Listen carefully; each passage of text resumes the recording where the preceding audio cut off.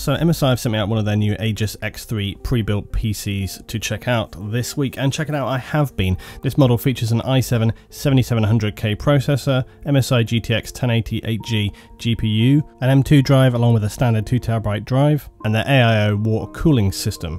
Along with that, you get all the standard MSI elements like VR Ready, Silent Storm cooling, the Mystic Light system for those of you who've got to have that RGB, and then the steel armor components and the HeMix sound. Now first, let's talk about the elephant in the room when it comes to pre-built PCs. It's obviously the price. This is something unavoidable. Cost is usually the biggest factor when it comes to anybody making a PC purchase and even upgrading their system. And that obviously comes above what they want and what they choose. It's what you can get for your money.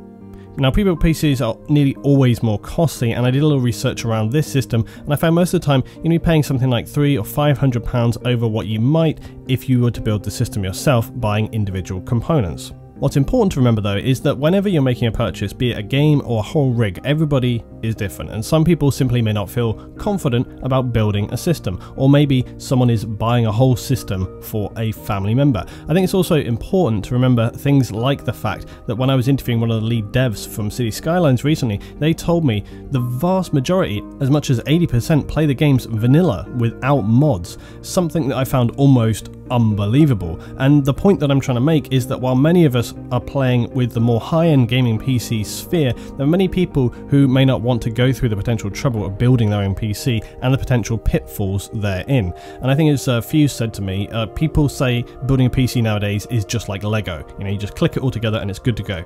But it's only that simple, providing everything goes smoothly. If you have any issue with one component, you either have to figure out how to fix that issue or send it back, and so on. The benefit of picking up a pre-built PC is basically you open the box, plug it in, and it's ready to go straight out the box. And for some people, that extra bit of money for removing that hassle is going to be worth it. And as with any purchase, when people say, is it worth it? My standard mantra is, it's all relative. Worth is something subjective we all put on any product, and that's how we view the purchases that we make.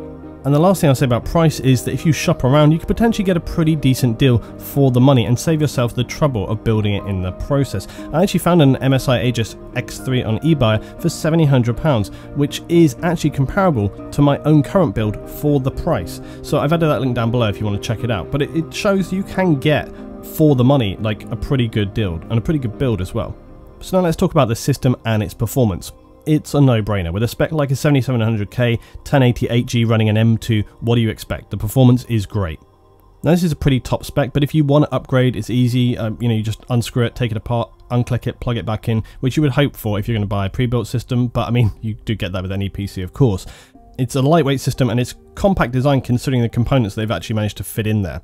Now, I'm not a tech channel, so I'm not going to pretend I'm going to run through tons of tests and tons of spec. Like I say, as always, there's a load of tech channels, there's endless tech channels on YouTube. If you want to find out all the details, go and just do a quick search. But I did do some tests using the Rise of Tomb Raider benchmark, and I also did some performance tests in Arma 3. And I actually ran this week's last Arma operation on the X3 and found it to be equally comparable. No reason why it shouldn't be.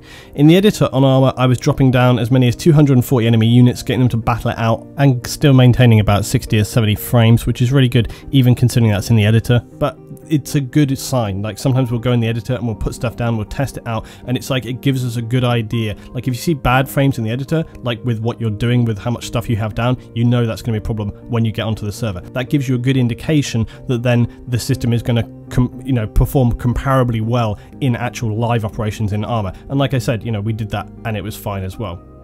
I didn't test out Battlefield 1, but a quick look at other reviews on YouTube of this build, and again, you're going to be getting anything like a standard 70 to 80 frames, not unexpected, again, considering the spec. I did test out some other games though, like Rising Storm, Rise of the Tomb Raider. Again, performance all around great as you'd expect. System of this build, frames up in the 80s, no trouble. Again, it's just pretty expected with the spec. But the two things I noted were, first, how small the build is. It really is a compact, and that's a surprise when you look at the marketing and the artwork. Sometimes, you see these things. That's actually another thing when it comes to PC buying in general. You look at the components and you look at the stuff right there, it's very different to when you actually get it. So I was very surprised you take it out of the box, you're like, damn, this thing's really small. It's greatly silent as well. Even when running high intensity gameplay, I really didn't hear the thing at all, and that's always a really great thing. But especially if you plan on recording any audio or live commentary while playing, you want a silent system. So that's my overview of the Aegis X3. Great build with all the MSI features, price tag is there with a pre-built PC, as you'd expect, and that comes down to your own personal preferences. Like I say, there are some options out there for you when it comes to pre-built PCs, so if you do decide you want to pick one up, then take a look around,